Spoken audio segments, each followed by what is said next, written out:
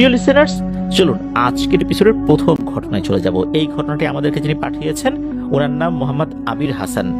উনি একজন চাকুরিজীবী। ওনার বর্তমান ঠিকানা গাজীপুরের কাশিমপুর এলাকায়। ওনার দেশের বাড়ি সিরাজগঞ্জ জেলার শাহজাদপুর উপজেলার বেলতলি ইউনিয়নের একটি গ্রামে। গ্রামের নামটি উনি উল্লেখ করেন নাই সঙ্গত কারণেই।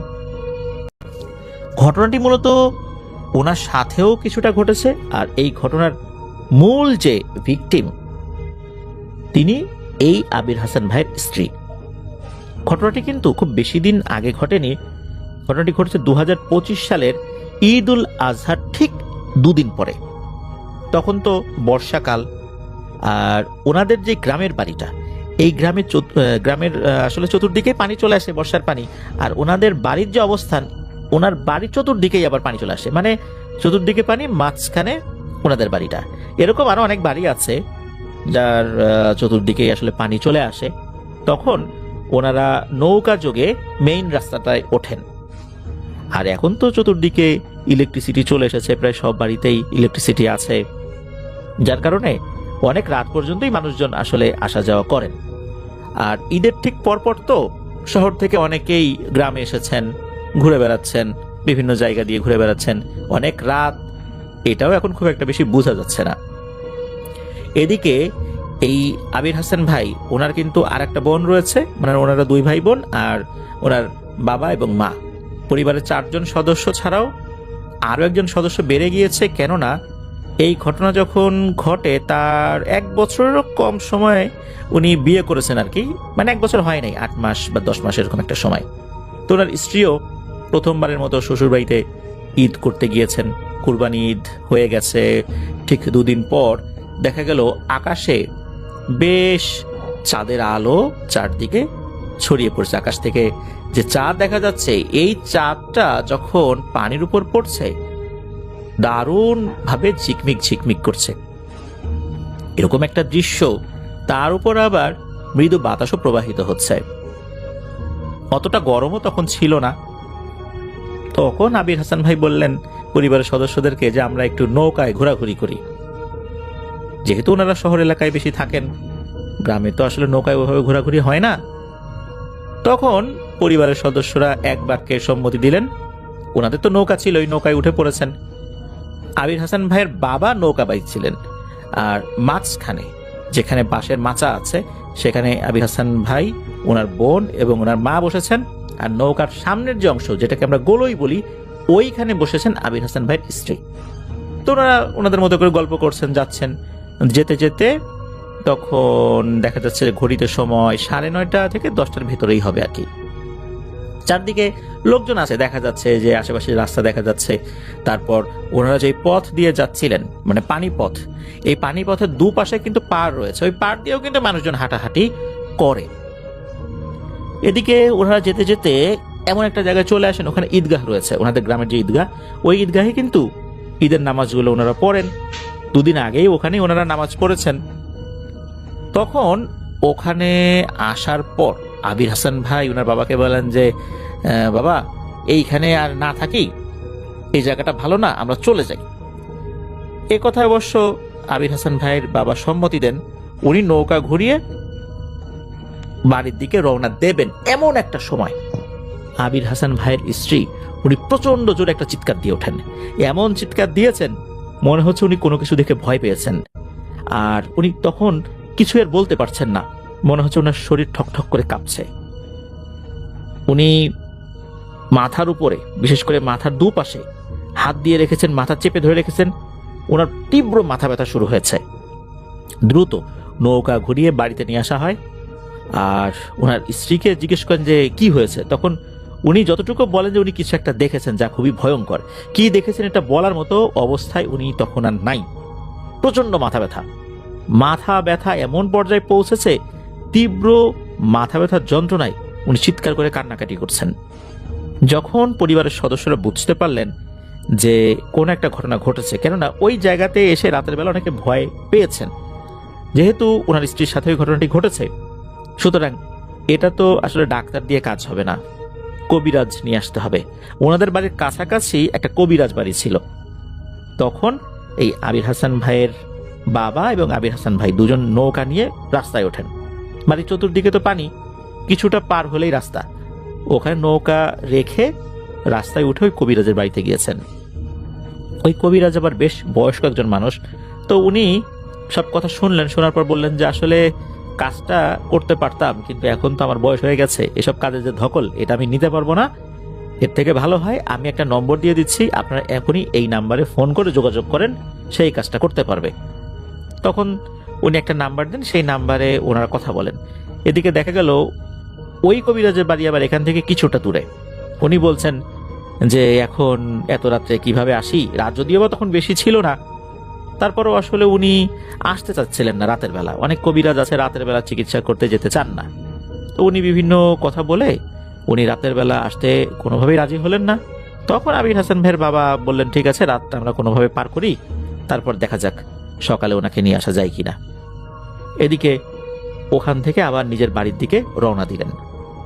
যখন রওনা দিয়েছেন ওই যে নৌকায় করে আস্তে আস্তে, মানে যতটুকু পথ আর কি, ওই পথ দিয়ে আস্তে আস্তে কিন্তু রাস্তার দুধারে পাড় পড়ে, মানে যেই পাড়টা পড়ে ওই পাড় দিয়ে কিন্তু মানুষ হেঁটে যায়। ওই সময়ে আবির হাসান ভাই একটা জিনিস দেখতে পান। উনি দেখতে পান যে একটা অবয়ব, একদম কালো কুচকুচে অবয়ব, হাত পা মানুষের মতো বলেই মনে হচ্ছে। ওনারা যে নৌকা নিয়ে যাচ্ছেন, নৌকার সাথে সাথে পাড় দিয়ে হাঁটছে, আর এই অবয়বটা মাথা ঘুরিয়ে শুধু এই আবির হাসান ভাইয়ের দিকে তাকিয়ে আছে। আবির হাসান ভাই কিন্তু নৌকার মাথার দিকে ছিল, আর নৌকাটা বাইছিলেন কিন্তু ওনার বাবা। আর শহর এলাকায় বড় হবার কারণে উনি কিন্তু খুব একটা নৌকা বাইতে এক্সপার্ট ছিলেন না। ওনার বাবা কিন্তু এই নৌকা বাইতে ভালোই পারেন, যদিও বা উনিও শহরে থাকেন, তারপরও বড় তো হয়েছেন গ্রামেই। উনি কিন্তু এই অবয়বটাকে দেখছিলেন না। আবির হাসান ভাই উনি তাকিয়ে দেখছেন যে এই অবয়বটা নৌকার সাথে সাথে হেঁটে আসছে এবং তার দিকে তাকিয়ে আছে। তার চোখ মুখ বোঝা যাচ্ছে না, কিন্তু তার দিকে যে তাকিয়ে আছে এটা বোঝা যাচ্ছে। তখন এই আবির হাসান ভাই ওনার বাবাকে বলেন যে বাবা দেখেন তো, এইটা কি আপনি দেখতে পাচ্ছেন, এটা কি বা কে, কিছু বোঝা যায়? তখন কিন্তু ওনার বাবা বলেন না তো, আমি তো কিছু দেখতে পাচ্ছি না। এরপরে গিয়ে উনি ওই অভাবটাকে আর দেখেন না, মানে ওইটা ভ্যানিশ হয়ে গেছে। বাড়িতে আসেন, বাড়িতে এসে দেখেন ওনার স্ত্রীর অবস্থা আগের মতোই, কোনো উন্নতি হয়নি। তীব্র মাথা ব্যথা, মাথা ব্যথায় চোখ দিয়ে পানি পড়ছে, তাছাড়া যে যন্ত্রণা হচ্ছে শরীরে খিঁচুনি হয়ে যাওয়ার মতো অবস্থা। এমন মাথা ব্যথা যা আসলে দেখলেই সহ্য করার মতো না, যার হচ্ছে এরকম তীব্র মাথা ব্যথা। উনি বুঝতে পারছেন যে ওনার অনুভূতিটা ওই সময় কেমন ছিল। ওই রাতে ওনারা ওনাদের মতো করে আসলে যেভাবে সেবা শুশ্রূষা করা যায় ওনারা সেটা করেছেন। ভোরের দিকে ওনার স্ত্রীর ঘুম চলে আসে। সকালবেলা দেখা গেল যে আবির হাসান ভাইয়ের বাবা কবিরাজকে নিয়ে এসেছেন। তো কবিরাজ এসে সব কথা শুনলেন, উনি ওনার মতো করে ঝাড়ফুঁক করে দিয়ে গেলেন, কিছু তদবির দিয়ে গেলেন। দেখা গেল কোনো কাজ হলো না, মানে কোনো কাজই হলো না আর কি। এদিকে সারাদিন এভাবেই কেটে গেল, তবে কিছুটা কমেছে, মানে মাঝে মাঝে কিছুটা কমে আবার বেড়ে যায়। ওনারা যে কি করবেন বুঝে উঠতে পারছিলেন না। তো পরের রাত্রে ঘটে যায় আর একটা ঘটনা। আবির হাসান ভাই উনি বাসার পাশেই, মানে উঠানের একটা সাইডেই দাঁড়িয়ে আছেন। ওখান থেকে কিন্তু সামনের অংশ, বিশেষ করে বাড়ির অন্য সাইডের অংশ দেখা যায়।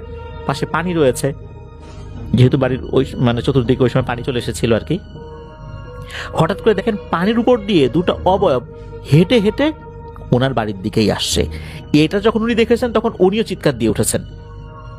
চিৎকার দিয়ে তাড়াতাড়ি ঘরে চলে এসে বললেন যে এই ঘটনা। তখন তো বাড়ির সবাই চিন্তায় পড়ে যান যে এখন তো একটা বিপদ হয়ে গেছে, এখন তো বাড়ির সবাই দেখা শুরু করেছে, কি করা যায়? তখন আবির হাসান ভাইয়ের মা বাবা একটা পরামর্শ দিলেন যে যেহেতু বৌমার এই সমস্যা, তুই একটা কাজ কর, তুই দ্রুত বৌমাকে নিয়ে তার বাবার বাড়ি চলে যা, অর্থাৎ তুই তো শ্বশুর বাড়ি চলে যা, ওখানে গিয়ে কোনো একটা ভালো কবিরাজ দেখা। এই বাসায় থাকলে আরো বড় ধরনের ক্ষতি হতে পারে। কি আর করা, পরদিন সকালবেলায় ওনার স্ত্রীকে নিয়ে উনি চলে যান ওনার শ্বশুর বাড়িতে। শ্বশুর বাড়ি কিন্তু পার্শ্ববর্তী উপজেলাতেই আর কি। তো ওখানে গিয়ে যখন এই কথা বলেছেন তখন ওনার শাশুড়ি এটা শোনার পর ওই এলাকার একজন নাম করা কবিরাজের কাছে নিয়ে যান। তার কাছে গিয়ে এই বিষয় যখন খুলে বলেন তখন উনি কিছুটা সময় নিয়ে নিজে থেকেই বেশ কিছু তথ্য বলা শুরু করলেন। উনি ওনার জিনেদের মাধ্যম দিয়ে তথ্যগুলো সংগ্রহ করেছিলেন। তো উনি জানান ভয়ঙ্কর কিছু বিষয় আর কি। ওই রাত্রে যখন ওনারা নৌকাতে করে ঘুরতে বেরিয়েছিলেন, চাঁদের আলো তো বেশ ভালোই ছিল, ওই সময় ওই যে ঈদগাহ, ওই এরিয়াটাতে যেই জলাশয়টা আছে আর কি, ওই ঈদগাহের পাশে, ওখানে 6টা জিন পানির উপরে বসা ছিল। আর ওই সময় এই আবির হাসান ভাইয়ের পরিবার যখন ওইদিকে নৌকা নিয়ে যাচ্ছিল, তখন ওই পানির উপরে বেশ কয়েকটা ছায়া দেখতে পান এই আবির হোসেন ভাইয়ের স্ত্রী। উনি প্রথম দিকে চিন্তা করেছেন যে এগুলো হয়তোবা এই নৌকায় বসে থাকা ওনাদেরই ছায়া। এর মধ্যে একটা অবয়বের সাথে ওনার চোখাচোখি হয়ে যায়। যখনই চোখাচোখি হয়ে গেছে, তখনই ওই অবয়বটার চোখ উনি দেখতে পেয়েছেন। যখনই হঠাৎ করে চোখ দেখতে পেয়েছেন, তখনই উনি মারাত্মক ভয় পেয়ে যান। আর ওই অবয়বটার সাথে চোখাচোখি হবার কারণে ওনার তীব্র মাথা ব্যথা শুরু হয়ে যায়। এরপর থেকে ওই অবয়বটা ওনার পিছু নিয়েছে। শুধু তাই না, আগে একটা ছিল যেটা ছিল পুরুষ অবয়ব, এখন আর একটা অবয়ব পিছু নিয়েছে, সেটা একটা নারী অবয়ব। আর এই দুটো অবয়বকেই পরের দিন রাতের বেলা আবির হাসান ভাই পানির উপরে হেঁটে হেঁটে ওনাদের বাড়ির দিকে আসতে দেখেছেন। তখন উনি যেটা বলেন সেটা হচ্ছে যে আমি কিছু কাজ করে দিচ্ছি, এটা নিয়ে খুব বেশি দুশ্চিন্তা করার দরকার নাই।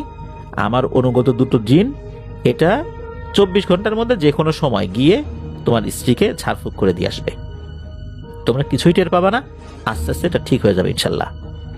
তো সত্যি তাই হয়। আস্তে আস্তে আবির হাসান ভাইয়ের স্ত্রীর মাথা ব্যথা কমতে থাকে। আর দুটো জিন কখন এসে ঝাড়ফুঁক করে গেছে এই অনুভূতিটা কিন্তু ওনার স্ত্রীও টের পান নাই, ওই বাড়ির কোনো সদস্যও টের পান নাই। এভাবে আল্লাহর রহমতে অল্প কিছুদিনের মধ্যেই পরিপূর্ণভাবে সুস্থ হয়ে ওঠেন আবির হাসান ভাইয়ের স্ত্রী। এটাই ছিল ঘটনা। এরপরে নতুন করে আর কোনো ঘটনা ঘটেনি। প্রিয় লিসেনার্স, ঘটনাটি শুনলেন। রাতের বেলা এইভাবে নৌকাতে ঘোরাঘুরি কিন্তু আমরা অনেকেই করি, বিশেষ করে যারা শহর এলাকায় থাকি। গ্রামে গেলে রাতের বেলা, বিশেষ করে পূর্ণিমা রাতে বা জ্যোৎস্না রাতে, নৌকা দিয়ে ঘোরাঘুরি করতে ভালোই লাগে। তবে সমস্যা যেটা হয় সেটা হচ্ছে এমন জায়গা দিয়ে ঘোরাঘুরি করা উচিত নয় যেই জায়গাগুলো আসলে আমরা দোষের জায়গা হিসাবে চিন্তা করি বা যেই জায়গাগুলোতে অনেকেই ভয় পেয়েছেন। এছাড়া গভীর রাতে জিনেরা তো চলাচল করবে, বিশেষ করে সন্ধ্যার পর থেকেই তাদের চলাচলের একটা সময় হয়ে যায়। তখন যদি কোনো বাচ্চা বা নারী সদস্য এরাও যদি এভাবে ঘোরাফেরা করে, তখন কিন্তু তারা আক্রমণ করার জন্য খুবই সুযোগ পেয়ে যায়। মানে এটা তাদের জন্য একটা মোক্ষম সময়। আর এরা যদি একবার আক্রমণ করে, তখন কিন্তু ছোটানোটাও মুশকিল হয়ে যায়। এই ঘটনায় আমরা এমন একটা বিষয় দেখতে পেলাম, বিশেষ করে যেই জায়গাটা একটু দোষের জায়গা, যেই জায়গাটাতে এসে আবির হাসান ভাই নৌকাটা ঘুরিয়ে দিতে বলেছিলেন, ওখানে এসে কিন্তু ঝামেলাটা শুরু হয়ে গেল। আর এরপর একটা বিষয় খেয়াল করুন, যে কবিরাজের বাড়িতে গিয়েছে, ওখান থেকে ফিরছে, তখনও কেউ একজন তাদের পিছু নিয়েছে। এটাও কিন্তু আবির হাসান ভাই দেখতে পেয়েছেন। মানে তারাও ফলো করছে যে এরা কোথায় যায়, কি করে, কার কাছে গেল, সেই কবিরাজ আবার কেমন শক্তিশালী। মানে এরাও কিন্তু আবার এইটা বিশ্লেষণ করে, তারা আবার গোয়েন্দা তথ্য সংগ্রহ করে। যাক, আল্লাহর রহমতে ওনার স্ত্রী সুস্থ হয়েছেন আলহামদুলিল্লাহ। আমরা রাতের বেলা ঘোরাঘুরির ক্ষেত্রে এই বিষয়গুলো মাথায় রাখবো। আর আরেকটি বিষয় আমি বলে দিতে চাই আমাদের প্রিয় লিসেনারদের উদ্দেশ্যে, তা হচ্ছে বর্ষাকালে আমরা অনেক জায়গায় বেড়াতে যাই, অনেক জায়গায় ঘুরতে যাই। বিশেষ করে হাওর অঞ্চলে অনেকেই কিন্তু হাউস বোট সহ বিভিন্ন নৌযানে করে কিন্তু আমরা বেড়াতে যাই। এক্ষেত্রে একটা বিশেষ সতর্কতা অবলম্বন করতে বলবো। যারা এই ধরনের জায়গাগুলোতে আমরা বেড়াতে যাই, পূর্ণিমা এবং অমাবস্যা তিথিগুলো আমরা একটু মাথায় রাখবো। কেননা এমন অনেক ঘটনা ঘটেছে যে বাচ্চা কিন্তু ভেতরেই রয়েছে, কিভাবে যে সে গায়েব হয়ে গেছে সেটা মা বাবা বুঝতেও পারেনি। এই হাওরেও কিন্তু বেশ কিছু ঘটনা রয়েছে। আমি সুনামগঞ্জে প্রায় 2.5 বছর ছিলাম, তখন কিন্তু হাওর সম্পর্কিত বেশ কিছু ভয়ের ঘটনা আমি শেয়ার করেছিলাম। হাওরে যে ঘটনাগুলো ঘটে সাধারণত, সেখানে থাকা যে মাঝি ভাইরা আছেন তারা কিন্তু এই বিষয়গুলো সহজে বলতে চান না। বললে দেখা যাচ্ছে যে তাদের বেশ কিছু বিষয়ে সমস্যা হতে পারে। যেমন তারা সেখানে একটা নির্দিষ্ট জীবিকা নির্বাহের পথ বের করে নিয়েছেন, টুরিস্টদের মধ্যে একটা আতঙ্ক সৃষ্টি হতে পারে। এই জন্য তারা বিষয়গুলো বলেন না। অনেক জোরাজুরি করলে তারা বলেন, কিন্তু সচরাচর ওনারা বলতে চান না। এই হাউজে যেই গাইডরা রয়েছেন এদের মধ্যে একজন ভাই আছেন, তার কিন্তু ভিডিও আমরা আপলোড করেছিলাম, বেলাল ভাই। উনি কিন্তু বেশ কিছু ঘটনা আমাদেরকে দিয়েছিলেন। এই হাওর এলাকাতেই এই ঘটনাগুলো ঘটেছে, এখনো ঘটে। এই জন্য আমি পরামর্শ দিব, হাওরের যেই জায়গাগুলো খুবই গভীর, এইখানে লাইফ জ্যাকেট পরেও গোসল করাটা উচিত হবে না। হ্যাঁ, যেই জায়গাগুলো অগভীর, আপনি দাঁড়ালেই পায়ের নিচে মাটি ঠেকে যায়, সেখানে আপনি নামতে পারেন, তাও একাকি না, একসাথে কয়েকজন মিলে নামবেন। এতে করে খুব একটা বেশি সমস্যা হয় না। আর এমনও রহস্যময় মৃত্যুর ঘটনা সেখানে ঘটেছে, লাইফ জ্যাকেট পরা অবস্থাতেই বডি কিন্তু ডুবে গেছে। লাশ যখন উদ্ধার করা হয়েছে, লাইফ জ্যাকেট পরা অবস্থাতেই উদ্ধার করা হয়েছে, কিন্তু তখনও বডি নিচেই ছিল। অথচ লাইফ জ্যাকেট পরা অবস্থাতে, বিশেষ করে যেই ধরনের লাইফ জ্যাকেটটা ছিল, খুবই ভালো মানের লাইফ জ্যাকেট ছিল, এই লাইফ জ্যাকেটে কিন্তু বডি তুলিয়ে যাবার কথা নয়। এরকম ঘটনা কিন্তু আগে হরহামেশাই ঘটতো, বিশেষ করে এই চাঁদনি রাতে এই হাউসবোটগুলো হাওরের বিভিন্ন জায়গায় অবস্থান করত। তখন যে যার মতো রাতের বেলা পানিতে নেমে গোসল করত, তখন এই ধরনের ঘটনাগুলো ঘটতো। পরবর্তীতে স্থানীয় প্রশাসন একটা নিয়ম করে দিল যে হাউসবোটগুলো একটা নির্দিষ্ট জায়গায় অবস্থান করবে। বর্তমানে নীলাদ্রি লেকের ওখানে সবগুলো হাউসবোট সন্ধ্যার দিকে বা সন্ধ্যার আগেই এসে ওখানে অবস্থান নেয়। রাতের বেলা কিন্তু হাওর জুড়ে এই হাউসবোট নিয়ে ঘুরে বেড়ানোর কোনো সুযোগ নেই। মূলত এই ধরনের দুর্ঘটনা সহ আরও বিভিন্ন কারণে এই হাউসবোটগুলো একটি নির্দিষ্ট জায়গায় এনে রাখা হয়, যাতে করে চুরি ডাকাতি সহ বিভিন্ন ধরনের দুর্ঘটনা থেকে বাঁচানো যায় সবাইকে। এটা স্থানীয় প্রশাসনের একটা সফলতা আমি বলবো, এই জন্য তাদেরকে ধন্যবাদ জানাই। এছাড়া বর্তমানে স্থানীয় প্রশাসন থেকে বলে দেওয়া হয়েছে হাউসবোটগুলো ঠিক কোন দিক দিয়ে যাবে, একটা রোড ম্যাপ করে দেওয়া হয়েছে এলোমেলোভাবে, যাতে অন্য কোথাও তারা না যান, কোনো দুর্ঘটনায় পতিত না হন। এই জিনিসগুলো বর্তমানে প্রশাসন থেকে মনিটরিং করা হচ্ছে। এই জন্য আমি সবাইকে অনুরোধ করব যে স্থানীয় প্রশাসনের যেই রুলসগুলো আছে আমরা সেগুলো মেনে চলার চেষ্টা করব যারা ওখানে যাব। আর অবশ্যই ওই হাউসবোটে থাকা যে গাইড রয়েছেন তার পরামর্শ আমরা ফলো করার চেষ্টা করব ইনশাল্লাহ। তাহলে দেখা যাচ্ছে যে বিপদ আপদ থেকে আল্লাহ তাআলা আমাদেরকে অনেকটাই হেফাজত করবেন। তারপরও ভাগ্যে যদি থাকে সেটা তো আর আটকানো যায় না। তবে আমার 2.5 বছরের যেই অভিজ্ঞতা হয়েছে ওই এলাকায় থেকে, তা থেকে কিন্তু আমি এই বিষয়গুলো আপনাদের সাথে শেয়ার করলাম। আশা করছি আল্লাহ তাআলা আমাদেরকে এই সংক্রান্ত বিপদ আপদ থেকে হেফাজত করবেন।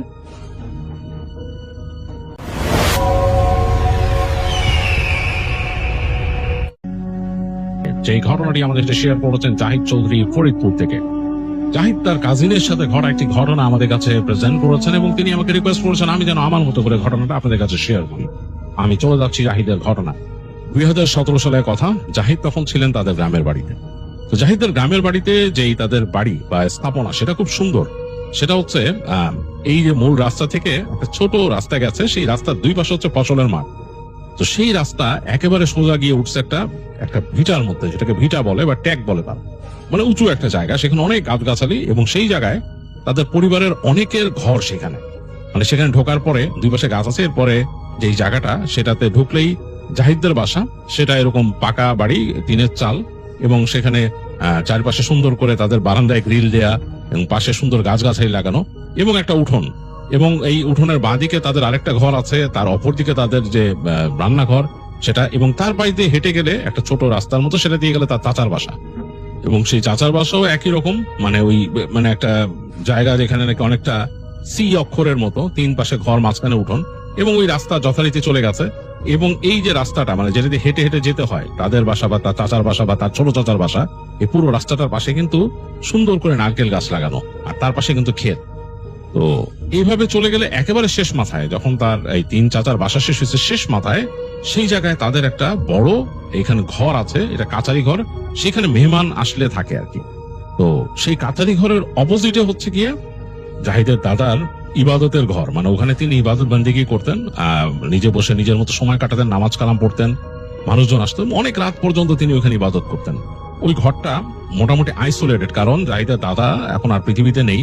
তো ওই জায়গায় তার চাচারা মাঝে মাঝে গিয়ে নামাজ কালাম পড়েন এবং একটু ভয়ে ভয়ে থাকেন, কারণ তাদের অনেকেরই বিশ্বাস ওখানে জিনের আনাগোনা আছে। আর ওই যে ঘরটা, ইবাদতখানার যে ঘরটা, তার পাশেই কিন্তু তাদের এই যে ভিটা শেষ হয়ে গেল। এরপর কিন্তু নিচু জায়গা, মানে মাটি নেমে গেছে এবং তার পাশে বেশ বড় একটা ফসলের মাঠ, এবং এই বিস্তীর্ণ মাঠ অনেক দূর পর্যন্ত চলে গেছে। এই মাঠ যেখানে শেষ হয়েছে সেখানে একটা পায়ে চলা পথ, মানে ওই পথ মাঠের পর থেকে চলে গেছে অনেক দূর পর্যন্ত, আর মাঠের পাশ দিয়ে প্যারালালি চলে গেছে একটা খাল। তো ওই খালে মানুষ মাছ ধরে এবং পণ্য পরিবহন করে, নৌকা চলে, মানে বেশ সুন্দর, অন্যরকম। বিকেলবেলা বসতে খুব সুন্দর লাগে কাল পাড়ে। আর জাহিদের যে এই কাচারি ঘর, ওখান থেকে বসলে সবই দেখা যায়। তো ওইবার জাহিদের খালাতো ভাই আসলো বেড়াতে তাদের বাড়িতে। এসে জাহিদের সাথে খুব ঘোরাঘুরি করলো, জাহিদের খুব ক্লোজ, জাহিদের ফ্রেন্ডের মতো আর কি। জাহিদও তখন গ্রামের বাড়িতে ছিল বলে খুব এনজয় করলো, খালাতো ভাইকে নিয়ে দেখাচ্ছে এইটা ওইটা, খুব মজা করতেছে। এর আগেও খালাতো ভাই আসছিল আগে, এবং ওই কারণে খালাতো ভাই আবার আসছে, খুব পছন্দ করে। তো তার খালাতো ভাই তাকে বলতেছে, আমি কিন্তু তোদের এইখানে থাকবো না, তোদের এই ঘরে থাকবো না, আমার নিয়ে তুই কাচারি ঘরে থাকবি, আমার কাছে তোদের এই কাচারি ঘর অনেক ভালো লাগে। এমনিও বাসার মুরব্বীদের থেকে দূরে, আড্ডা টাড্ডা মারা যায়, রাত্রেবেলা কেউ বদার করে না, আইসা খুব মজা লাগে। তো জাহিদ বলতেছে তার কাজিনরে যে দেখ, মানে ওই জায়গায় ছামু কোনো অসুবিধা নেই রাত্রে থাকতে, একটা সমস্যা কি ওই জায়গাটা কিন্তু ভয়ের এখন। কেন? দাদা তো এখন নাই, মানে ওই জায়গায় মানে রাত্রেবেলা কেমন জানি লাগে, মানে বড় চাচা ওখানে বইতে চায় না সাহস করে, কাচারি করে মানে মানুষজন আসলে থাকে না এখন। তো তার কাজিনের নাম ছিল মিন্টু। তো মিন্টু বলতেছে যে আরে অসুবিধা নাই, ওখানে থাকবো, তুই আর আমি থাকবো, অসুবিধা নাই, তুই বেটা তো নিজেকে বাড়ি ভয় পাস। তো জাহিদ তখন মানে ওর সাথে আর কথায় পারলো না, বললো যে ঠিক আছে আমরা থাকবো এখানে। তো রাতের বেলা মিন্টু সহ সে উঠছে, বাসায় তাকে মানা করছিল কাচারি ঘরে থাকতে, বলছে যে তোর কি দরকার। মিন্টুকেও বলছে, মানে জাহিদের আম্মা বলছে, যাই মিন্টু তোর কি দরকার ওখানে যাওয়ার, এখানে থাক, এখানে তো ঘর খালি আছে। তো মিন্টু বলছে না খালা ওইখানে থাকি, অনেক মানে রিকোয়েস্ট করছে। তো তার মা আর কিছু বলতে পারলো না। জাহিদ রাতের বেলা খাওয়া দাওয়া করে তাদের বাসার থেকে তাদের বড়শি, মাছ ধরা সরঞ্জাম আর হারিকেন নিয়ে বেরোইছে, আর সাথে একটা কোচ নিছে।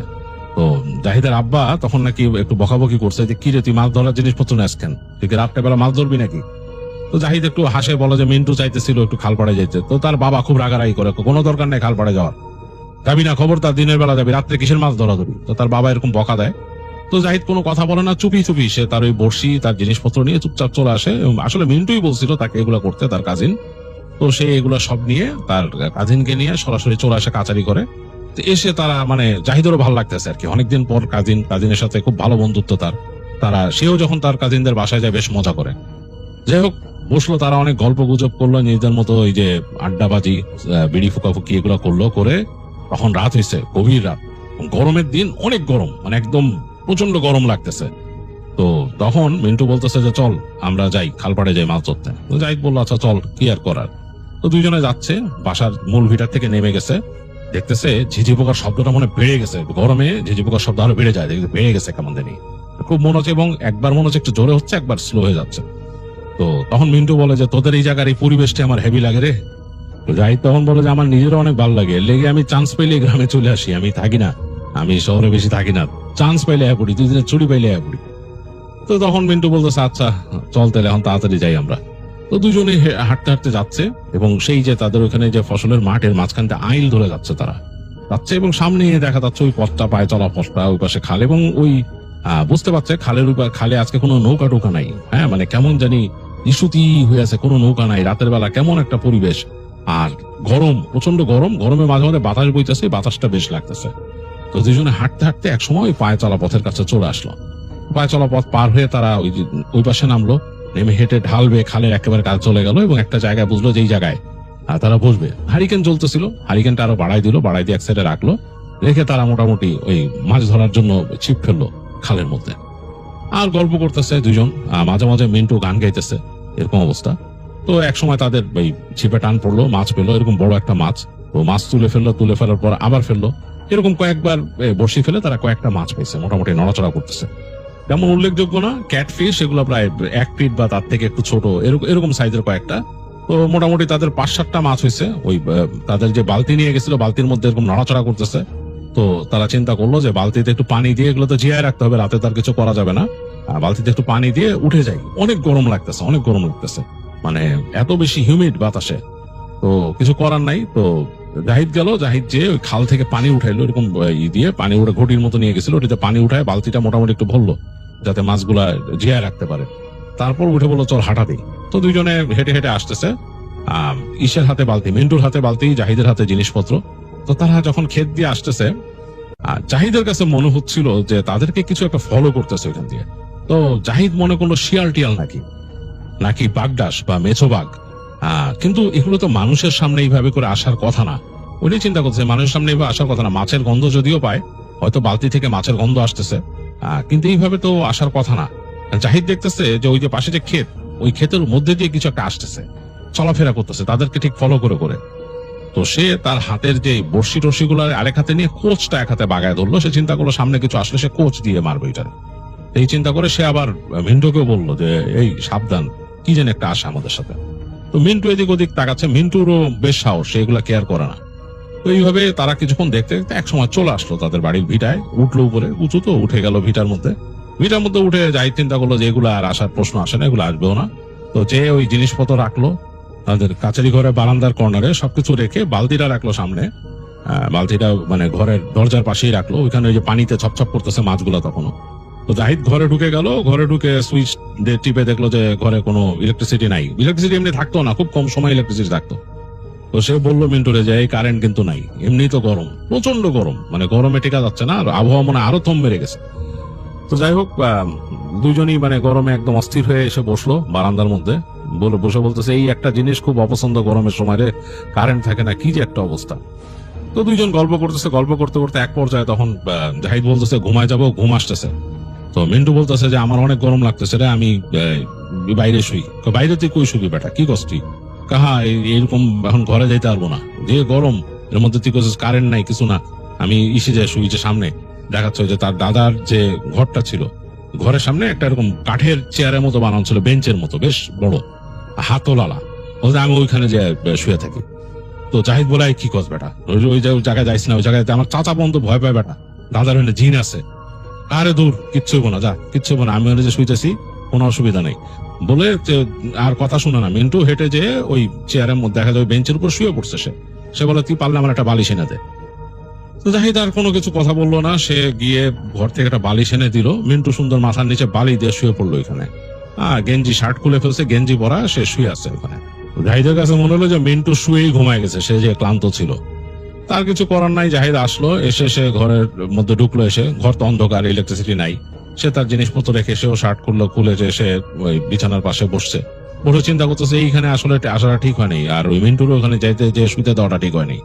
চিন্তা করে সে যে ওখানে বিছানায় শুয়ে তার আর ঘুম আসতেছে না। আসলেই অনেক গরম, মানে ঘরটাতে একদম বদ্ধ হয়ে আছে, মনে হচ্ছে গরম। এবং সারাদিন ওই যে রোদের আলো পড়ে ওই জায়গায় মানে কংক্রিট খাইছে আর কি, সিমেন্ট হিট খাইছে আর কি, সেটা ছাড়তেছে রাত্রেবেলা, টিনের চাল। তো শুয়ে ঘুম আসতেছে না, খুব ছটফট করতেছে সে। একবার তার চোখটা একটু লেগে আসলো, কেমন জানি তন্দ্রার মতো, মানে একে ঘাম আবার তন্দ্রার মতো। তো জাহিদ ঘুমে তলায় যাচ্ছিল, কিন্তু এই সময় হঠাৎ করে কেমন একটা শব্দ শুনে তার মানে ঘুমটা কেটে গেল, মানে ঘুম যে আসছিল চলে গেল। শব্দটা হয়েছে মনে হয়েছে ওই যে দাদার যে ঘরটা ছিল, এটা কিন্তু টিনের ঘর ছিল। মনে হলো ওই টিনের ওখান থেকে ফড়ফড় করে মানে টাচ করে কিছু মানে টেনে নিয়ে গেছে ছেঁচড়ায় কেউ। তো এই ছেঁচড়ায় নিয়ে গেছে, এই যে একটা শব্দ হয় যে টিনের সাথে ছেঁচড়াইলে কিছু, ওরকম একটা শব্দ। সে চিন্তা করলো কিরে, মাছগুলো নিয়ে গেল নাকি আবার কিছু, এসেছে লাভ দিয়ে বিছনার থেকে উঠছে। তো চিন্তা করলো যে কি ব্যাপার, এখানে মাছ রাখছিল, মাছ নিছে না। তো সে দৌড় দিয়ে তার যে খাট ওখান থেকে দৌড় দিয়ে সামনে আসছে, দেখে না বালতি জায়গা মতোই আছে। কিন্তু এরপরে যে সিনটা সে দেখলো, এটা দেখে তার সারা শরীর জমে হিম হয়ে গেল। সে দেখলো মিন্টু বাতাসে ভাসতেছে। ওই যে সে যে বেঞ্চিতে ছিল, বেঞ্চি থেকে প্রায় 3 ফিট উপরে, মানে টোটাল মাটি থেকে প্রায় 7-8 ফিট উপরে সে ভাসতেছে। তো জাহিদ কিন্তু দাঁড়ায় আছে মানে ছায়ার মধ্যে, মানে অন্ধকারে তার ঘরে, এবং তার দরজা খোলা, জানালাও খোলা, গরমের কারণে সবই খোলা রাখছে। এখান থেকে বাইরের উঠোন দেখা যাচ্ছে, হালকা চাঁদের আলো আসতেছে, মানে সেই চাঁদের আলো হচ্ছে মেঘে ঢাকা চাঁদ, সেটার আলো হালকা উঠানে পড়ছে। এর মধ্যে সে দেখতেছে ওই বেঞ্চের উপরে ভেসে আছে ওখানে মিন্টু ঘুমের মানে ঘুমানোই এবং ভেসে আছে। তারপর সে দেখলো আস্তে আস্তে মিন্টু ওই বাতাসে ভেসে ভেসে এদিকে আসতেছে, তার এদিকে, মানে তার যে ঘরের দিকে। জাহিদের তো সারা শরীরের রোম একদম দাঁড়ায় গেছে, সে ভয়ে থরথর করে কাঁপতেছে, কোনো সাউন্ড করতে পারতেছে না, দোয়া যে পড়বে সেরকমও সে করতে পারতেছে না। এরপর দেখলো ওই ঘরের একদম সামনে চলে আসলো, যে এখানে নাকি তাদের কাচারি ঘরে ওঠার সিঁড়িটা, ওইটার কাছে চলে এসে তখনও ভাসতেছে। জিনিসটা একদম বিশ্বাস করতে পারতেছে না জাহিদের কাছে, মানে অকল্পনীয় একটা সিন মনে হচ্ছে। তারপর সে হঠাৎ করে দেখলো আস্তে আস্তে করে, মানে খুব জোরে না, আস্তে আস্তে করে মনে হলো যে কেউ যদি কাউকে নামায় রাখে আলতো করে, ঠিক সেইভাবে নামায় রেখে মিন্টু মাটিতে শুয়ে পড়লো, মানে মাটিতে নামায় দিল মিন্টু পিটু। আর কিছু নাই, মিন্টু ওখানে শুয়ে ঘুমাচ্ছে মাটিতে। তো জাহিদ ভয়ে ওই জায়গা থেকে নড়তেছেও না, ভয়ে নড়তেছেও না। একটু পরে সে একটা শব্দ পেলো, মনে হলো যে মানে ফট করে ডানা ঝাপটায় যেরকম শব্দ। তো জাহিদের মানে সারা শরীর কেঁপে উঠলো, যে ব্যাপারটা কি। দেখলো যে ওই যে দাদার ঘরের চালের উপর একটা বড় সাদা পেঁচা নামছে, বেশ বড় সাদা পেঁচা নেমে তার ঘরের দিকে তাকায় আছে। এবং তারপর একটা ডাক দিল, ওই যে মানে পেঁচার যে একটা ডাক আছে রাতের বেলা, সেরকম করে ডাকলো, সেরকম করে ডাকলো, ডানা ঢাপটাইলো কয়েকবার। এবং মানে মনে হচ্ছে যে কিছু বলতে চায় জাহিদকে। জাহিদ কোনো কথা না বলে চুপচাপ দাঁড়ায় আছে। তখনও সে আস্তে আস্তে দোয়া পড়া শুরু করলো, যতটুকু যা পারে, মানে যতটুকু দোয়া দূর যা পারে পড়তেছে। একটু পরে দেখলো পেঁচাটা উড়ে চলে গেল ওইখান থেকে। তো জাহিদ চিন্তা করলো যে না, মিন্টুকে ওখানে ফেলে রাখা ঠিক হচ্ছে না, আমার সাহস যাই হোক আমার মিন্টুকে আনতে হবে। তো সে তখন ঘর থেকে বের হয়েছে, বের হয়ে সিঁড়িতে নামলো, নেমে মিন্টুকে যে সে ফার্স্টে ডাক দিল, মিন্টু মিন্টু। দেখলো মিন্টু অতল ঘুমে, গভীর ঘুমে সে। তো কয়েকবার ডাকার পর মিন্টু উঠছে, কি। তো মিন্টু উঠে বলে আমি এখানে কেন, উঠে বলছে আমি এখানে কেন। তুই এখানে কেন, তুই আগে রুমে আয়, তুই রুমে আয়। তো মিন্টুকে আগে ধরে সে মানে উঠতে সাহায্য করলো। মিন্টু বললো কেমন যেন ঘোর লাগা চোখ, উঠে আসলো রুমে, কোনো মতো উঠে এসে মিন্টু বলে আমি এখানে কেন, তুই শো বিছনায় শো। মিন্টু শুয়ে পড়লো, শুয়ে এসে আবার ঘুমায় গেল, মিন্টুর আর কোনো খেয়াল নাই। তো জাহিদ অনেকক্ষণ বসে থাকলো বিছানার পাশে। সে চিন্তা করলো যে মানে ব্যাপারটা কেমন হইলো, কি হয়েছে, কি নিয়ে আসলো তাকে এখানে। তো সে আর ঘুমাইতে পারলো না, এবং সে ওই দরজাটাও লাগাইতে পারলো না ভয়, এবং মাছটাও ভয়ে ভিতরে আনলো না, কারণ তার ভিতরে তখন ভয় দেখা দিছে, অন্য কিছুর ভয়। তো মানে খারাপ কিছু যদি থাকে ওইখানে, ওই মাছটা যদি এখানে নিয়ে আসে, অন্য মানে কিছু তো একটা হইতে পারে, এরকম একটা ভয় তার দেখা যাচ্ছে। কারণ সে ক্ষেতের মধ্যে দেখছিল কিছু একটা ফলো করে ওইখান থেকে চলাফেরা করছে। তো সে ওই জন্য ভয়ে আর ওই মাছটারও ভিতরে আনে নাই, দরজাটাও আবার লাগাইতে সাহস পাইতেছে না, চুপচাপ বসে আছে। তো এরকম এক সময় ঠায় বসে থাকতে থাকতে সে ঘুমায় গেছিল ওখানে, ওই বিছানার পাশেই। কোন সময় ঘুমায় পড়ে গেছে তার খেয়াল নাই। তো ফজরের আজানের শব্দে ঘুম ভাঙছে, জাহিদের ঘুম ভাঙছে। সে উঠে দেখে মিন্টু তখনও বেঘরে ঘুমাচ্ছে, আজান বেশ জোরে জোরে পড়তেছে, মানে খুব ভালো লাগতেছে জাহিদের কাছে আজানের শব্দটা। একটু পরেই তার বাবার হাক শুনলো, তাকে ডাকতেছে, এই জাহিদ, এই তুই ঠিক আছিস বলে আসলো, এসে একদম ঘরের সামনে আসছে। তখন জাহিদ বেরিয়েছে, বেরে বলে যে হ্যাঁ আব্বা ঠিক আছি। বলে কি ব্যাপার, গেছিলি মাছ ধরতে, কখন আসছিস? তো বললো যে এরকম সাথে আসছে সেই। তো তার আব্বা বললো সব ঠিক আছে, বলে যে আছে। তো তখন সে বললো আব্বা শুনেন, বলে কি, বলে কাছে যে তখন সে বললো যে এরকম হচ্ছে, যে মিন্টু এরকম হচ্ছে।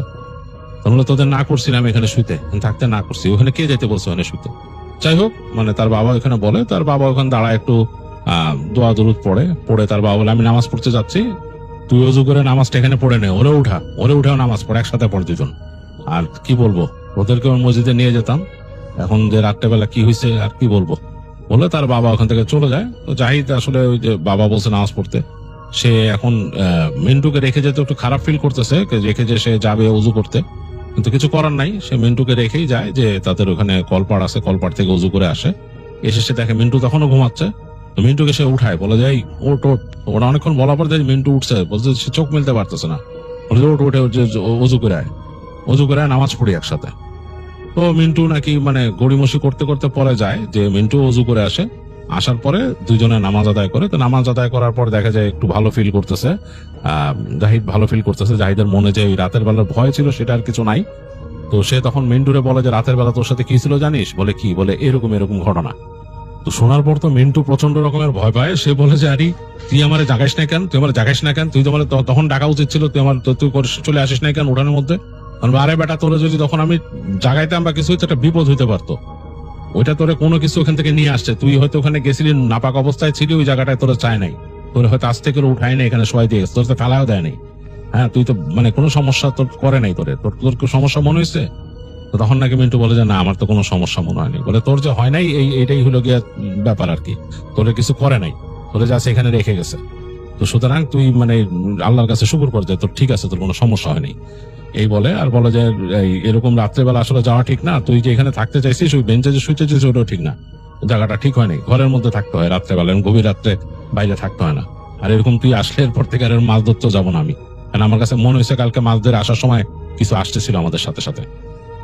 তো যাই হোক, তারা এই কথাবার্তা বলে, একটু বলে দেখে যে হ্যাঁ তাদের মাছগুলো আছে, ঠিকই আছে, মাছের কিছু হয় নাই। ওই মাছ পরে তারা বাসায় দিয়ে দেয়। আর এই হচ্ছে জাহিদের একটা এক্সপিরিয়েন্স, জাহিদ যেটা দেখছে তার নিজের চোখে, এবং এটা তার কাছে খুবই মানে খুবই স্কেরি একটা জিনিস মনে হয়েছে, এবং মানে একেবারেই অলৌকিক একটা জিনিস, যেটা সে নিজের চোখকে বিশ্বাস করতে পারেনি, যেটা সে চোখে দেখছে। এটা সে বলতেছে যে মানুষ ম্যাজিকে দেখে, যে ম্যাজিক যখন দেখায় যে কাউকে উঁচু করে ফেলছে, বাতাসে ভাসায় ফেলছে, আর এইটা সে চোখের সামনে দেখে খুবই অবাক হয়েছে। সে বলছে এইটা আমার জন্য একটা ডিফারেন্ট টাইপ অফ এক্সপিরিয়েন্স, এরকম কিছু দেখা। তো যাই হোক, ওই জিনিসটাই সে দেখছে, এরপর আর জাহিদ কখনো এরকম কিছু দেখে নাই। তো এই ছিল জাহিদ চৌধুরীর পাঠানো ঘটনা, যেটা আপনাদের সাথে শেয়ার করলাম।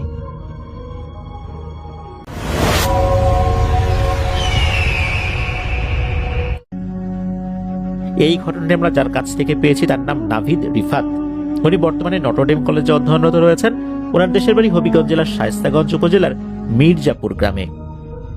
2026 সালে যে জাতীয় নির্বাচনটা হলো, এই নির্বাচনে ভোট দেবার জন্য ওনার পরিবারের সদস্যদের সাথে উনিও চলে গিয়েছেন নিজ এলাকায়, এই মির্জাপুর গ্রামে। ওনার আপন চাচাতো ভাই, যার নাম হচ্ছে তাহমিদের কাছ থেকে একটি ঘটনা উনি জানতে পারেন। সেই ঘটনাটি মূলত আমাদেরকে পাঠিয়েছেন। ঘটনাটি ঘটেছিল 2025 সালের শেষ দিকে, আর যার সাথে ঘটেছে তার নাম হচ্ছে রিমু। এই রিমুদের বাড়ি হচ্ছে এই নাভিদ ভাইদের যে বাড়িটা, এই বাড়ি থেকে 3-4 বাড়ি পরে আর একটা বাড়ি রয়েছে। আর রিমুর মায়ের নাম হচ্ছে তাসলি, যাকে নাভিদ ভাই তাসলি আপা বলে সম্বোধন করেন। তাসলি আপার হাজবেন্ড মারা গিয়েছেন বেশ কিছু বছর হলো। তাসলি আপার 2 মেয়ে, বড় মেয়েকে উনি বিয়ে দিয়েছেন, আর যে ছোট মেয়ে রিমু সে ক্লাস 10-এ পড়ে। তাসলি আপার বাবার বাড়ি হচ্ছে হবিগঞ্জ জেলার চুনারুঘাট উপজেলার আসামপাড়া গ্রামে। এটা একটা বর্ডার এরিয়া, আশেপাশে অনেক ঝোপ জঙ্গল রয়েছে। উনি ঘটনার কিছু আগে, অর্থাৎ কয়েকদিন আগে, এই রিমুকে নিয়ে গিয়েছেন তার বাবার বাড়িতে। তো রিমু নানার বাড়িতে আসছে, আশেপাশে একটু ঘোরাঘুরি করবে, এটা তো স্বাভাবিক, যেহেতু আশপাশ এরিয়াটা একটু ঝোপ জঙ্গল টাইপের। তো রিমু বিকেলের দিকে হাঁটতে বেরিয়েছে। যখন হাঁটতে বেরিয়েছে, ঘোরাঘুরি করে মোটামুটি সন্ধ্যার আগেই সে বাড়িতে চলে এসেছে। আসার পর থেকেই তার মাথা ব্যথা, শরীর দুর্বল লাগছে, এমন ধরনের অসুস্থতা সে ফিল করতে থাকে। সে তার মাকে বলেও এই বিষয়টা ওনারা স্বাভাবিকভাবেই নিয়েছেন। এর 1-2 দিন পরেই উনি আবার নিজের এলাকায় চলে আসেন। নিজের এলাকা বলতে উনি যেখানে থাকেন আর কি, এই মির্জাপুর গ্রামে, যেখানে ওনার স্বামীর বাড়ি। তো ওখানে চলে আসার পর দেখা গেল এই যে রিমু, তার মধ্যে এবার বেশ কিছু অস্বাভাবিকতা লক্ষ্য করা যাচ্ছে। সে চুপচাপ বসে থাকে, মাঝে মাঝে মানে মানুষ ধ্যান করলে যেভাবে বসে থাকে ওভাবে বসে থাকে, আবার বিড়বিড় করে এক মনে কি জন্য একটা বলছে। তবে জিনে ধরলে যেরকম অন্য ধরনের কিছু আলামত আমরা শুনতে পাই, যেমন মাথার চুল ছিঁড়ে ফেলছে, ভাঙচুর করছে, এমন কিছু না। তো তার মধ্যে এরকম হঠাৎ করে পরিবর্তন দেখে তাসলি আপা কিছুটা বুঝতে পারেন এখানে অন্য কোনো ব্যাপার হয়েছে, কিন্তু কি যে ব্যাপার হয়েছে এটা তো উনি বুঝতে পারছেন না। এরকম করে কিন্তু কয়েকটা দিন পার হয়ে গেছে। এরপর দেখা গেল হঠাৎ করে এই রিমু 2টো কমলা নিয়ে এসে তাসলি আপাকে বলছে যে মা, এই দেখো কমলা।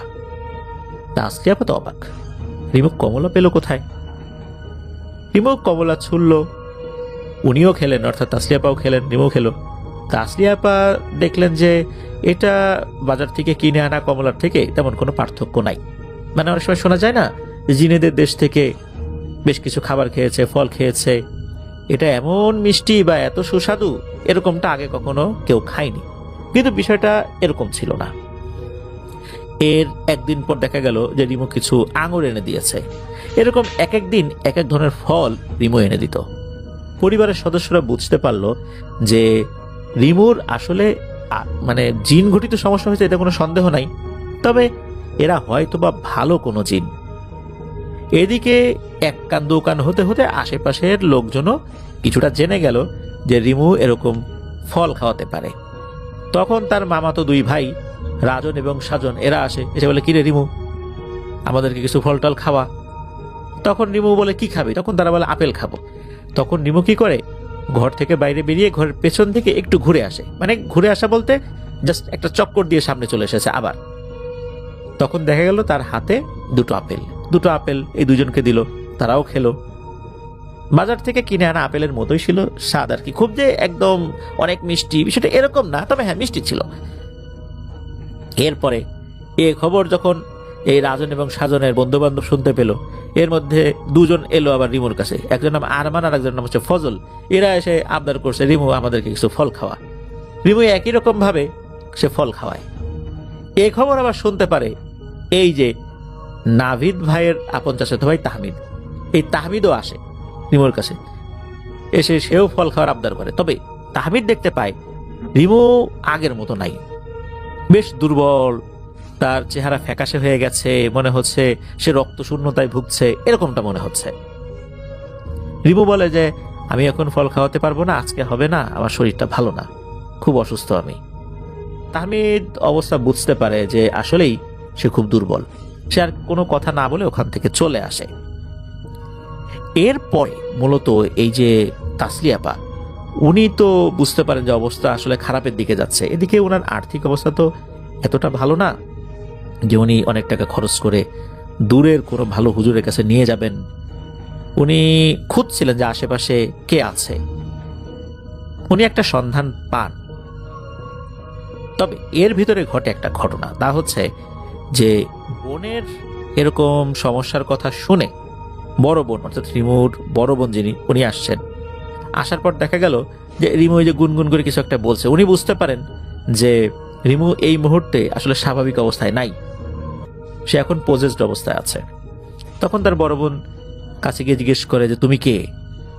তখন ভেতর থেকে আওয়াজ আসে যে আমরা 10 জন, 6 ভাই 4 বোন। আমার মাকে এক দুষ্টু তান্ত্রিক কবিরাজ বন্দি করে রেখেছে।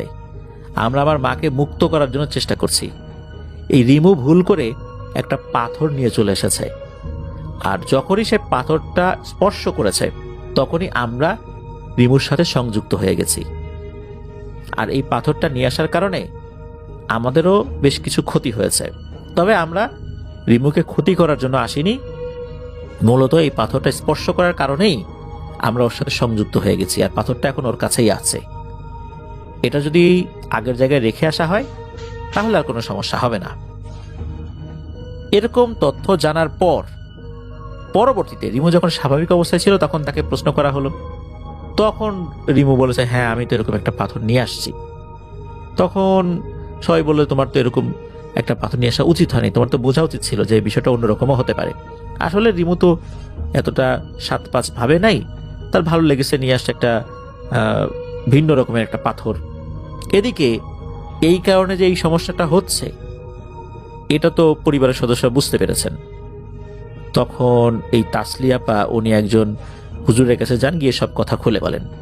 তো হুজুরের কাছে গিয়ে যখন বলেছেন, হুজুরের অনুগত জিনেরাদের মাধ্যমে উনি কিছু তথ্য সংগ্রহ করেন, এবং তথ্য সংগ্রহ করার পর উনি বলেন যে হ্যাঁ কথা সত্য, ঘটনা আসলে এটাই। মূলত এই যে 10 ভাই বোন, ওদের মাকে বন্দি করে রেখেছে এক দুষ্টু তান্ত্রিক কবিরাজ।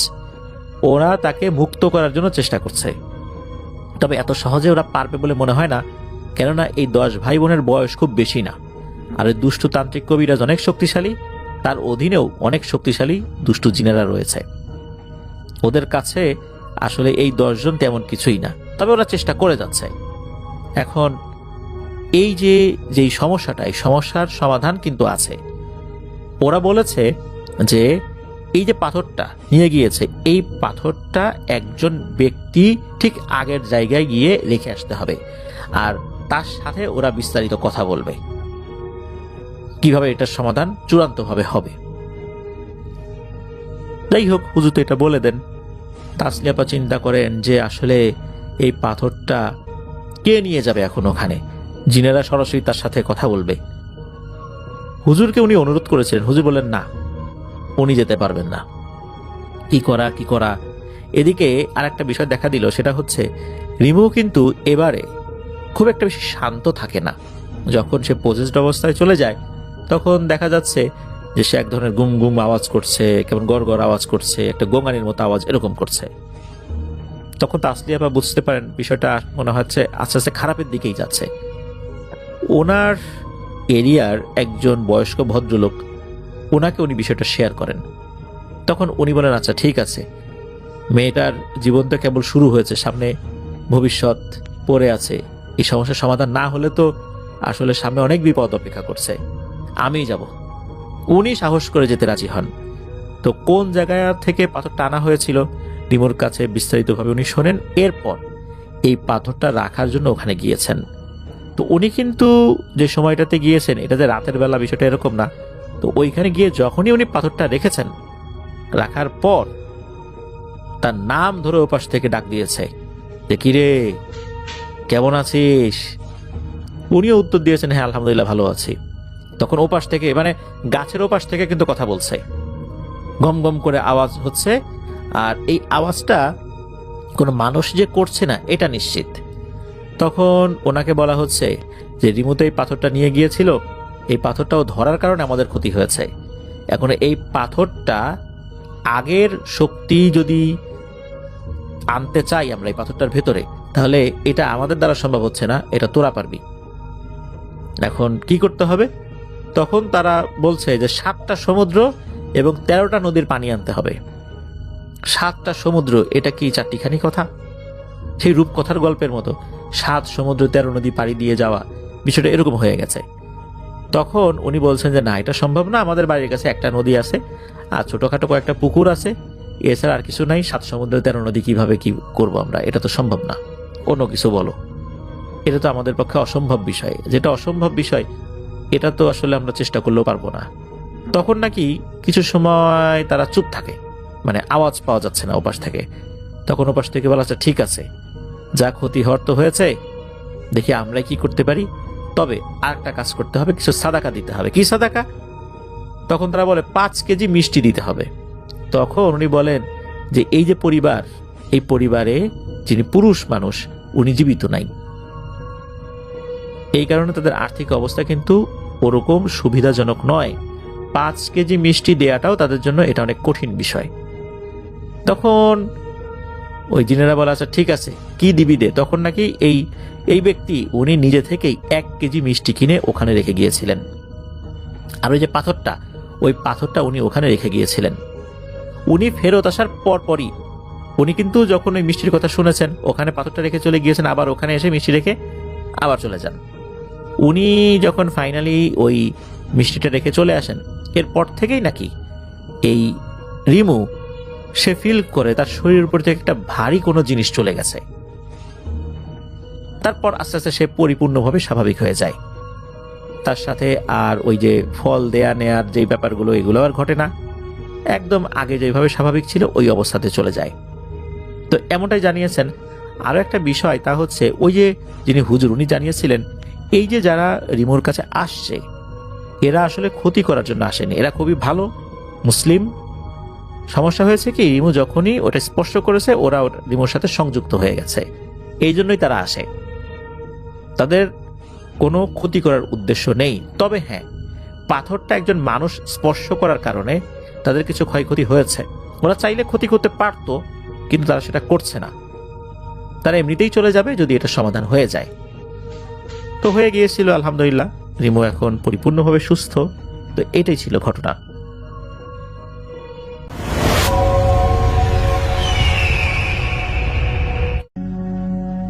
এবারের ঘটনাটি আমরা যার কাছ থেকে পেয়েছি তার নাম মোহাম্মদ রবিউল ইসলাম। ওনার বাড়ি গাজীপুর জেলার কাপাসিয়া উপজেলার বারিশাবু ইউনিয়নে।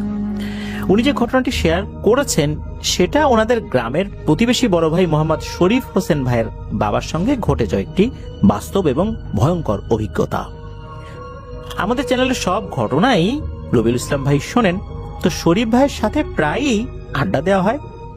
উনি আমাদের চ্যানেলের ঘটনাগুলোর সাথে একদম মিশে গিয়েছেন, সবসময় হেডফোন লাগিয়ে শোনেন এই রবিউল ইসলাম ভাই। তো এই শরীফ ভাইয়ের সাথে আড্ডা দিতে দিতে ঘটনাগুলো কানে হেডফোন লাগিয়ে শুনছিলেন একটা সময়। তো শরীফ ভাই জিজ্ঞেস করেছেন কি শুনছো তুমি? তখন আমাদের চ্যানেলের কথা জানান। তখন শরীফ ভাই উৎসাহী হয়ে ওনার বাবার সাথে ঘটে যাওয়া একটি ঘটনা শেয়ার করেন। তো চলুন ঘটনায় চলে যাই। শরীফ ভাইয়ের বাবার নাম আব্দুল মান্নান বাউল। ওনাদের বংশের নাম বাউল হলেও ওনারা কিন্তু কয়েক পুরুষ ধরে বাউল সংস্কৃতির সঙ্গে যুক্ত নন।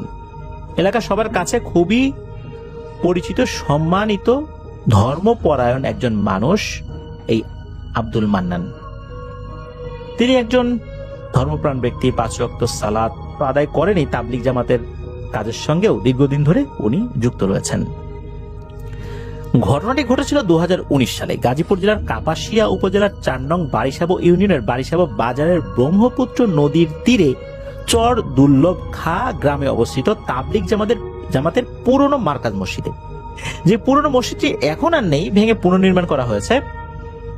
ঘটনাটি শুরু করার পূর্বে মসজিদের কিছুটা বিবরণ দেওয়া প্রয়োজন, যেহেতু মসজিদের পাশের হাই স্কুলে এই রবিউল ইসলাম ভাই 5 বছর লেখাপড়া করেছেন। এই মসজিদে প্রায় নামাজ পড়ার সৌভাগ্য ওনার হয়েছে, আলহামদুলিল্লাহ। মসজিদটি বেশ পুরনো এবং বড় ছিল। মসজিদের পূর্ব পাশে 4টি দরজা ছিল এবং দক্ষিণ পাশে 1টি দরজা ছিল। যতটুকু রবিউল ইসলাম ভাইয়ের মনে পড়ে, মোট 5টি দরজা ছিল আর কি। তো বারান্দাটি ছিল অনেক বড়, সেখানে প্রায় 6 কাতার লোক নামাজ পড়তো। মসজিদের দক্ষিণ পাশে 4টি টিউবওয়েল ছিল ওযু করার জন্য। মসজিদের পূর্ব পাশে, অর্থাৎ সামনে ছিল মেইন রোড, তার অপর পাশেই হাই স্কুল এবং বাজার। বাজারের পরই ব্রহ্মপুত্র নদী, আর পশ্চিম পাশে ছিল কৃষকদের কলা বাগান। তো এখন ঘটনায় আসি।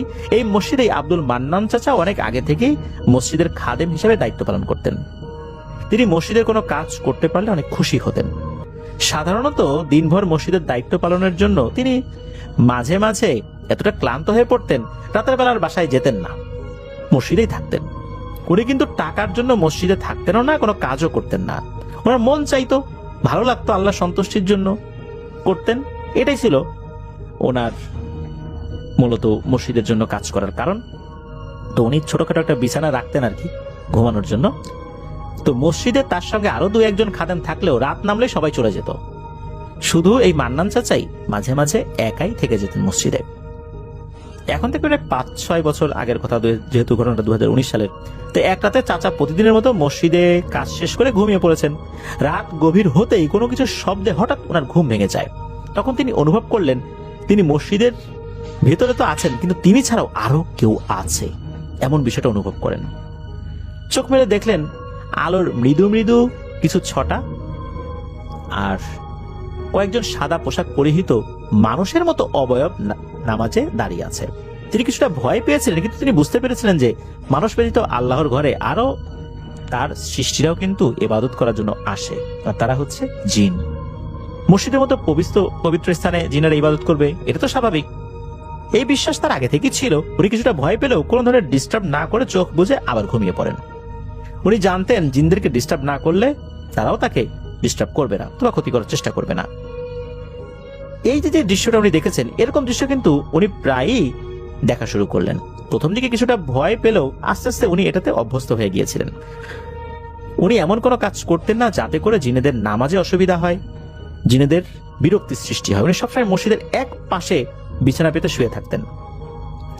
এক পাশে বিছানা পেতে শুয়ে থাকার কারণ হচ্ছে জিনেরা যখন জামাতে নামাজ আদায় করবে, তাদের জামাতের মাঝখানে যেন ওনার এই বিছানা যেন না পড়ে। এই জন্য মসজিদের একদম কিনারে দরজার কাছাকাছি জায়গায় উনি বিছানা পেতে ঘুমাতেন। জিনেদের কথাবার্তা উনি শুনতেন, সব কথা বুঝতে পারতেন না, উনি ওনার মতো করে ঘুমায় যেতেন আর কি। উনি এই বিষয়গুলো আর চিন্তা ভাবনা করতেন না, আর জিনেরাও কখনো মান্নান চাচাকে বিরক্ত করতো না। তবে এক রাত্রে ঘটলো এক অদ্ভুত ঘটনা, যেটা ছিল অন্যান্য রাত থেকে পুরোটাই ভিন্ন, এক ভয়ঙ্কর অভিজ্ঞতা, যার ছায়া তার জীবনে চিরস্থায়ীভাবে পড়ে যায়। এখনো সেই কথা মনে পড়লে উনি শিউরে ওঠেন ভয়ে। সময়টা ছিল শীতকাল। ওই গ্রামের মানুষজন এখনো শীতকালে খুবই দ্রুতই শুয়ে পড়ে। তবে মসজিদের সামনের হাই স্কুলের ছেলেরা ব্যাডমিন্টন খেলতো মাঝরাত পর্যন্ত, এবং মাঠের এক পাশে লাকড়ি দিয়ে আগুন জ্বালিয়ে আগুন পোহাতো। সেই রাত্রে চাচাও যথারীতি মসজিদের কাজ শেষ করে শুয়ে পড়েছেন। রাত গভীর হতেই হঠাৎ করে ঘুমের মধ্যে অনুভব করলেন কেউ একজন হেঁটে তার কাছে আসছে। তার কানে ভেসে এলো এক অদ্ভুত গম্ভীর কণ্ঠস্বর। তিনি শুনতে পেলেন কেউ একজন নমনীয় ভাবে বলছে, আব্দুল মান্নান, ঘুম থেকে ওঠো, আজ আমাদের একজন ভাই মারা গিয়েছে, তুমি উঠে জানাজা পড়ো। এই মসজিদে সেও নামাজ পড়তে আসতো, যেহেতু তুমি সবসময় এখানে শুয়ে থাকো, তার জানাজার নামাজে তোমাকেও কি শরীক হতে হবে না? তোমারও কি শরীক হওয়া উচিত নয়? আব্দুল মান্নান, ওঠো ওঠো ওঠো, আমাদের একজন মারা গেছে, ওঠো, জানাজা পড়তে হবে। এই একই কথা বেশ কয়েকবার বলে বলে ওনাকে নাম ধরে ডাকছিল। শুধু এই একজনের আওয়াজ ছাড়া চারপাশ ছিল একদম নিস্তব্ধ। অন্যান্য সময় অনেক মানুষ কথা বললে যেরকম গম গম করে চতুর্দিকে ওরকম হতো, কিন্তু আজ শুধু একজনের কণ্ঠ। চাচা ভয়ে ধীরে ধীরে চোখ মেলে মাথার উপর থেকে কাঁথাটা সরিয়ে তাকালেন। উনি দেখলেন একজন লম্বা আকৃতির সাদা পাগড়ি এবং ঝকঝকে ধর্মীয় পোশাক পরিহিত ব্যক্তি তার সামনে দাঁড়িয়ে আছেন। ওই ব্যক্তি থেকে কিছুটা দূরে একটি খাটিয়াতে একজন ব্যক্তির মৃতদেহ শোয়ানো ছিল। মান্নান চাচা আরো দেখতে পান চারপাশে হাজার হাজার মানুষ জানাজার সালাত আদায় করার জন্য দাঁড়িয়ে আছে, একই ধরনের কাপড় পরিধান করে। তিনি যেই দৃশ্যটি দেখে সবচেয়ে বেশি অবাক হন এবং ভয় পান সেটি হচ্ছে চাচা যেই মসজিদের ভেতরে শুয়েছিলেন সেই মসজিদের কোনো অস্তিত্বই এখানে নেই। নেই তো নেই, মসজিদ নাই। যতদূর চোখ যাচ্ছে শুধু মানুষজন দেখা যাচ্ছে। জানাজার সালাত আদায়ের জন্য সবাই অপেক্ষা করছে, আর কিছুই উনি দেখতে পাচ্ছেন না। উনি বেশ অবাক হলেন এবং ভয়ও পেলেন, যারা আমি তো শুয়েছিলাম মসজিদের ভিতরে, কিন্তু এটা কোন জায়গা? চারদিকে শুধুই মানুষ, কিন্তু তারা কেউ কথা বলছে না, নড়ছে না, তাকাচ্ছে না কেউ কারোর দিকে। লম্বা লম্বা সব অবয়ব সাদা কাপড়ে মোড়া দাঁড়িয়ে আছে জানাজার লাইনে। চাচার শরীর তখন অবশ হয়ে আসছিল, মুখ দিয়ে কোনো কথাই বলতে পারছিল না। কিন্তু সেই ব্যক্তি শুধু বারবার বলেই যাচ্ছিল, আব্দুল মান্নান আসো আমাদের সাথে, জানাজার সালাত আদায় করো। মান্নান চাচা কিন্তু ভালো করে বুঝতে পারলেন যে এরা কেউ মানুষ নয়। তখন জানাজার সালাত আদায় করবেন কি করবেন না এইটা তো একটা চিন্তা, আর একটা চিন্তা হলো যে জানাজার সালাত আদায় করবেন, তো ঘুমিয়েছিলেন, তো অজু না, এখন অজুটা তো করতে হবে, কিন্তু উনি কোথায় আছেন এই তো বুঝতে পারছেন না, পানি কোথায় পাবেন, এটা আর একটা বিষয়। এখন উনি কোন জগতে আছেন, জিনেদের জগতে না অন্য কোথাও? যেহেতু উনি শুয়েছিলেন মসজিদের ভেতরেই, তার বিছানা টিছানা সবকিছু ঠিকঠাক ছিল, উনি বুদ্ধি করে কি করছেন সেটা হচ্ছে যে উনি কোন দরজার দিকে শুয়েছিলেন এইটা উনি শনাক্ত করার চেষ্টা করেছেন।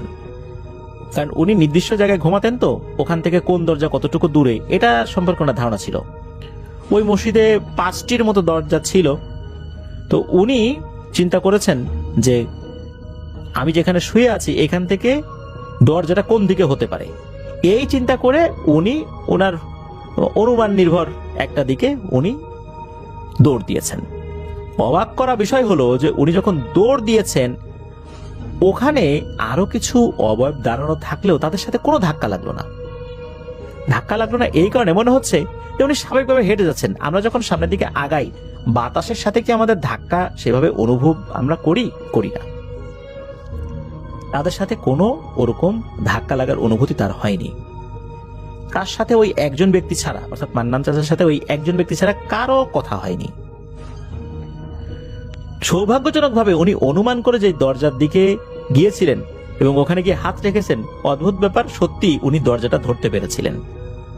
যখনই ধরেছেন তখনই দেখেন যে উনি মসজিদেই আছেন। উনি মসজিদ থেকে বের হন, বের হয়ে উনি দৌড়াতে থাকেন। দৌড়াতে দৌড়াতে মসজিদের সীমানা পার করে রাস্তা দিয়ে বাজারের দিকে ছুটতে লাগলেন।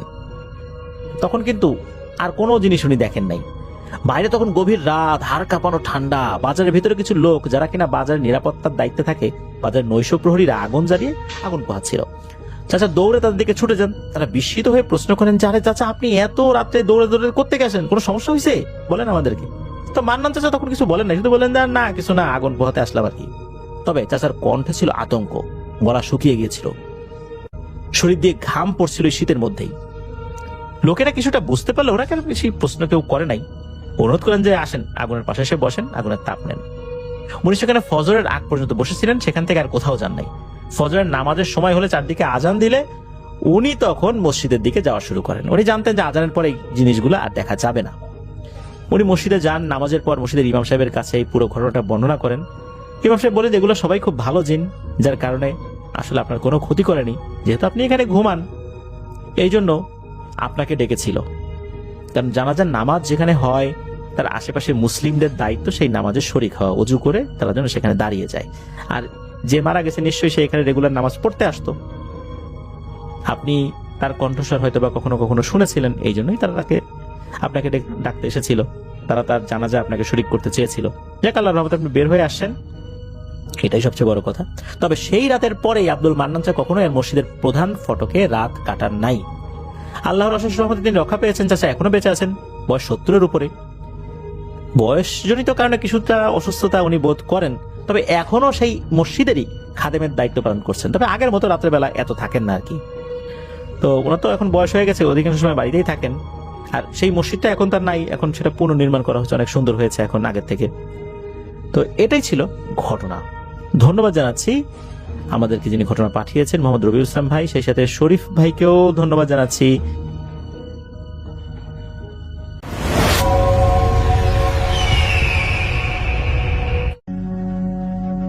এই ঘটনাটি মূলত আমরা পেয়েছি শেখ মিকাইল আহমেদ ভাইয়ের কাছ থেকে। ওনার বেশ কিছু ঘটনা ইতিমধ্যে আমরা প্রচার করেছি। ওনার বাড়ি মাগুরা জেলার মোহাম্মদপুর উপজেলার শ্যামনগর ইউনিয়নে। উনি বর্তমানে ঢাকাতেই থাকেন। বাংলাদেশের প্রথম সারির একটি পত্রিকা উনি চাকরি করছেন।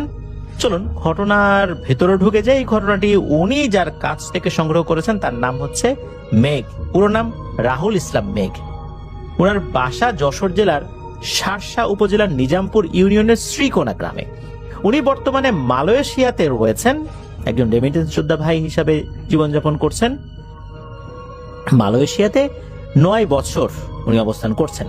এই 9 বছরের মধ্যে বহু দেশের বহু মানুষের সাথে পরিচয় হয়েছে। আর বাংলাদেশের এক ভাই যার নাম হচ্ছে মাসুদ, যাকে উনি চাচা বলে সম্বোধন করেন। আর এই মাসুদ চাচার বাড়ি এই যে শ্রীকোনা গ্রাম, এই গ্রামের পরের গ্রামে। মাসুদ চাচা অন্যান্য ব্যক্তিদের মতো না, উনি